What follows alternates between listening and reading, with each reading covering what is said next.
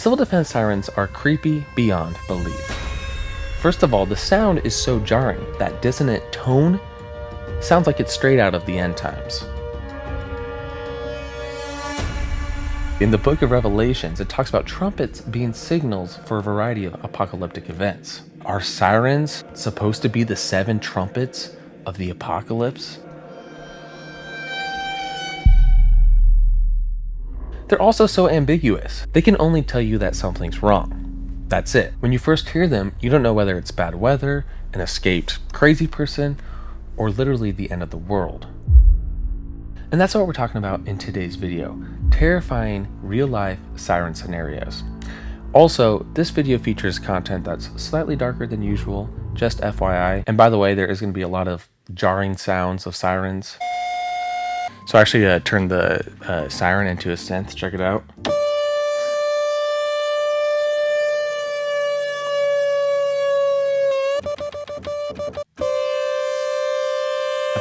That could be a creepy tone. Maybe like a...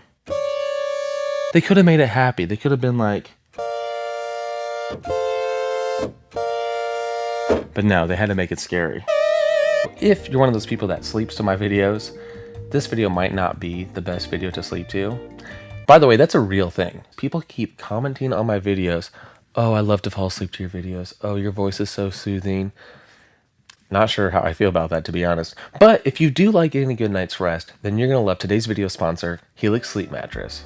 Helix makes premium mattresses and bedding that are customized to fit you.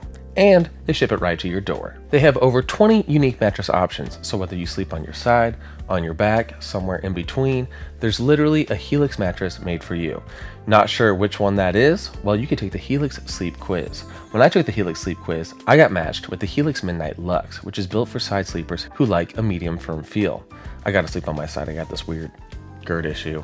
And yeah, it's been a serious upgrade ever since. With my old mattress, I had lower back issues, but now that I have moved on to Helix Sleep, those issues have gone away. The setup was super easy too. It arrived right at my door, I unrolled it, and that was it. There was no weird smell, no fighting with delivery guys, no hassle whatsoever. I've got twin toddlers and a newborn on the way, so I barely get any sleep as it is, which is why when I do get sleep, it needs to be high quality, and Helix Sleep Mattress gives me that high quality night's rest that I need. Helix offers a 100-night sleep trial, free shipping, and even easier returns if for some reason you don't love it, though I think you're gonna love it. It's also one of the most awarded mattress brands out there. Forbes and Wired both named the Helix Midnight Luxe, the mattress I got, their best overall mattress. So if you've been thinking about upgrading your sleep, this is the time right now to do it. Visit helixsleep.com/SwugglStudios or tap the link in the description to take their quick sleep quiz. Also, you want to take advantage of their fall savings event, 20% off site-wide.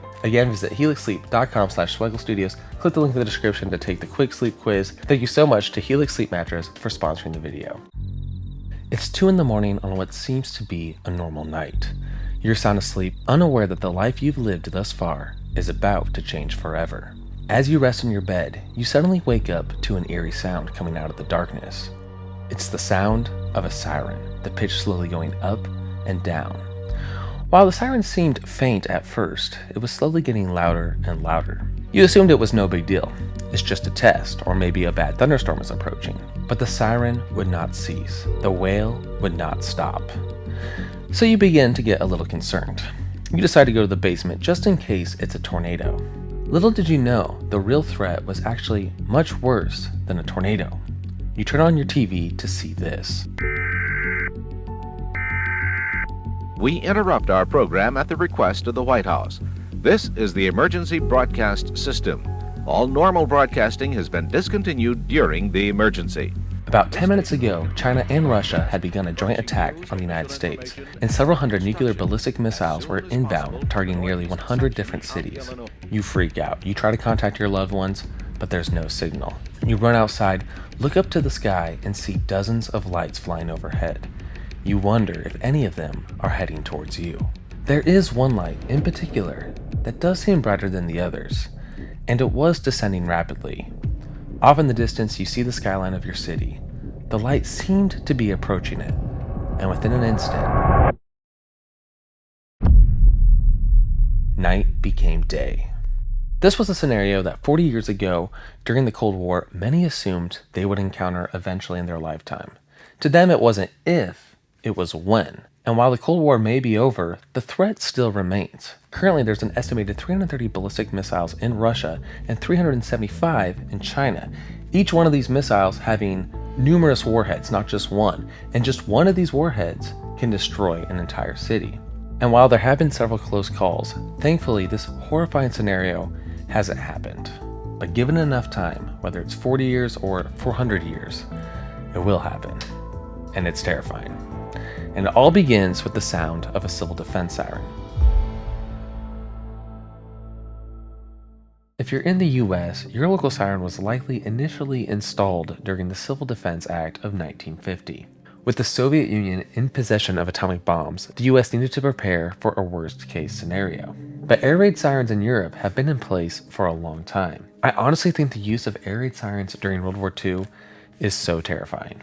In 1939, in Great Britain, war was just on the horizon. Many knew it at the time, so films were produced to help prepare citizens. Every town is a target. Any town is a target. This is Nottingham.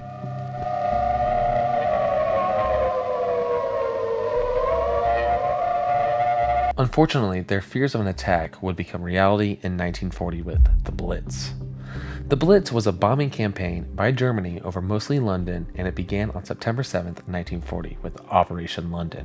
And you might be thinking, oh, that must have been a terrible night. That must have been so terrifying for all the people who lived in London. Well, it wasn't just one night. No, so the Blitz actually had two campaigns, and the first campaign alone lasted 57 nights. While the main targets of the bombing operation were meant to be industrial, obviously civilians in residential areas were heavily affected. One specific bad night was October 14th. Nearly 400 German planes dropped bombs over London that night. In September and October alone, approximately 13,000 civilians have been killed and 20,000 have been injured, not to mention all the vast amount of destruction all around. It's very difficult to imagine the pain and the terror felt by Londoners, as well as other residents from other British cities at this time. To hear this constant air raid siren day after day, week after week, to have to seek shelter in a makeshift trench that you built in your yard pretty much every night, never knowing if a bomb was about to hit you, terrifying. The Blitz would last until May, so they essentially spent a year dealing with this. And it obviously just wasn't England. I mean, it was all of Europe. If many of these survivors heard that dual-tone air raid siren from World War II later in their life, I'm sure it would cause some major PTSD. In general, we have it pretty good today. And let's hope that this overall peace continues, because the next time, it's not going to be those tiny World War II bombs. It's going to be nuclear missiles. A single bomb that can destroy an entire city.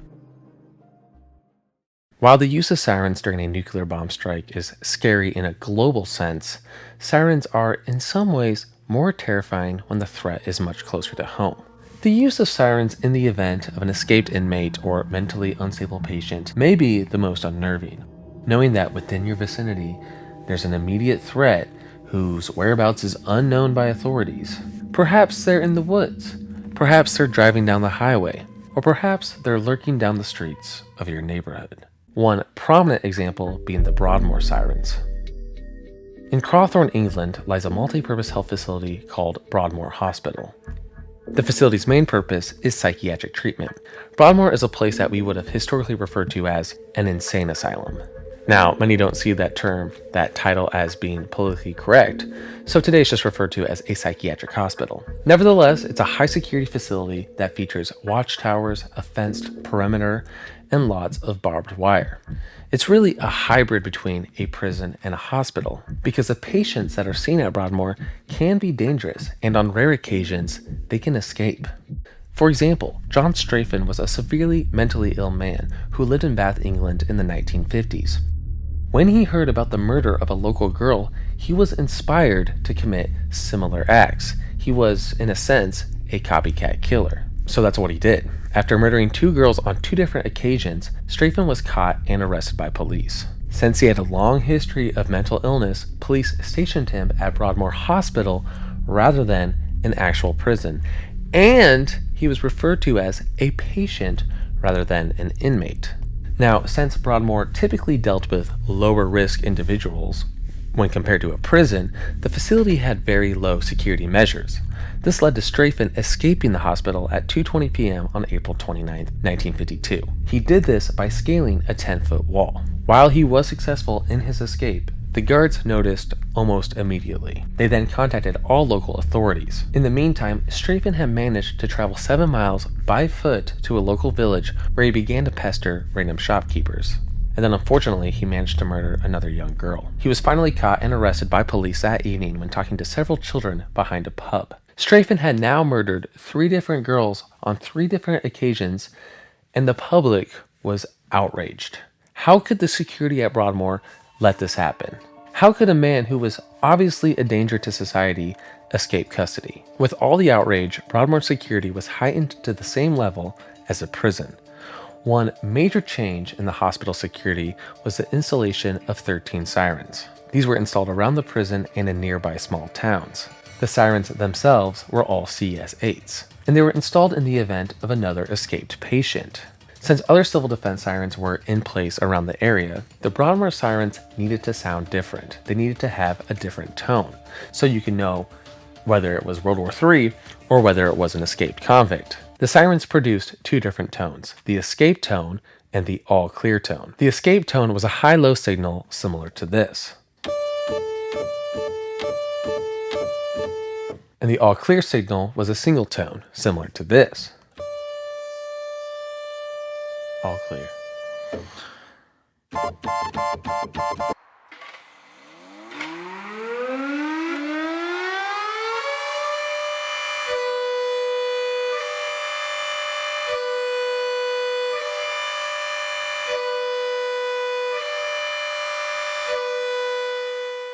That high-low tone is terrifying. I mean, think about it. You live in a small town close to an insane asylum, and then you're just chilling one afternoon, you're riding your bike or whatever, and then you hear that go off, meaning there's a crazy person on the loose.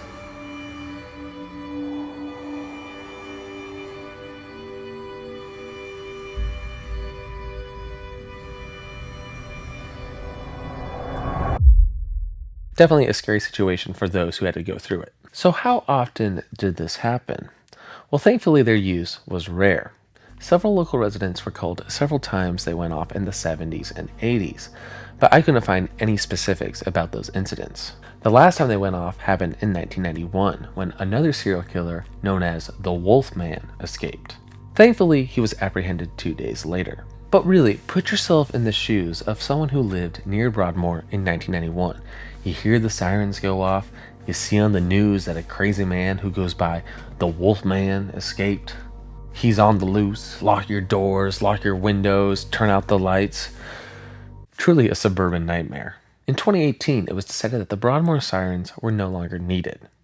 Since, we have social media and Facebook and phones and all that stuff, there's really not a point in having these sirens. So they were decommissioned and have been slowly dismantled over the past few years. Probably a good idea. I'm sure a lot of local children suffered from severe anxiety due to these sirens.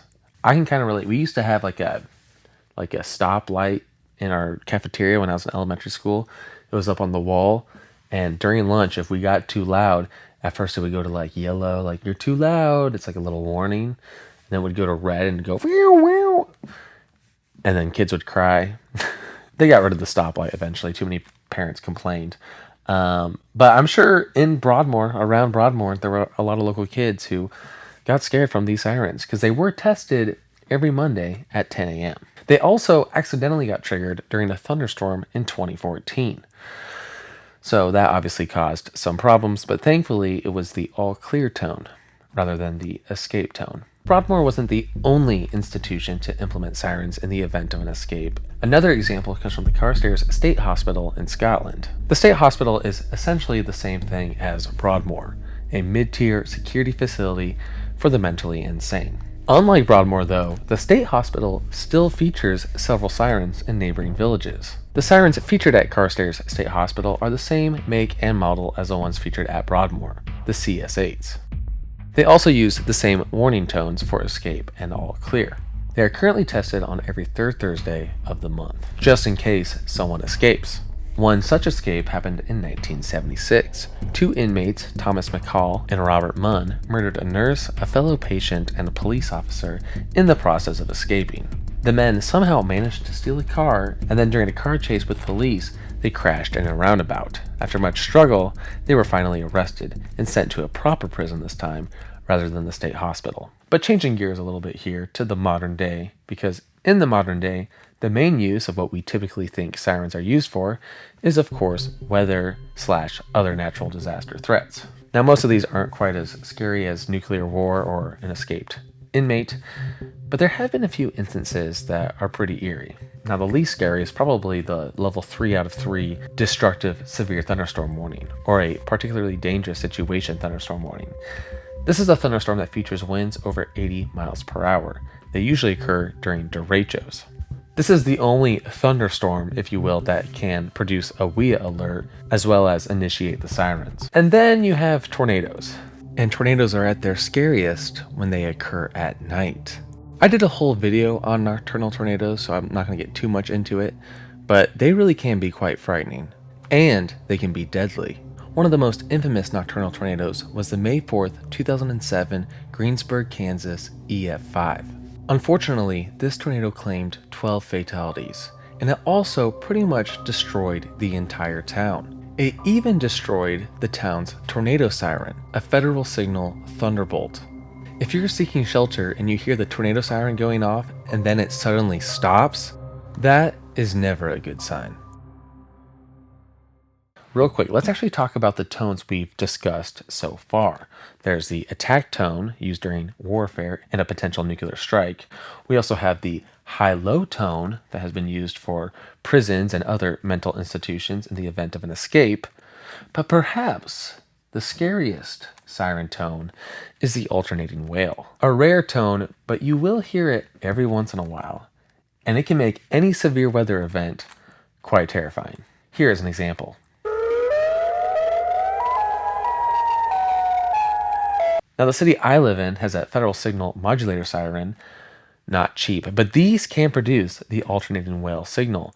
They test the sirens, I think the first Wednesday of every month, and they hardly ever use the alternating wail, but one time they did. I was shocked. Okay, I actually wasn't there, but my wife was there, and she sent me these texts. She was clearly creeped out. Here's a video that she sent me.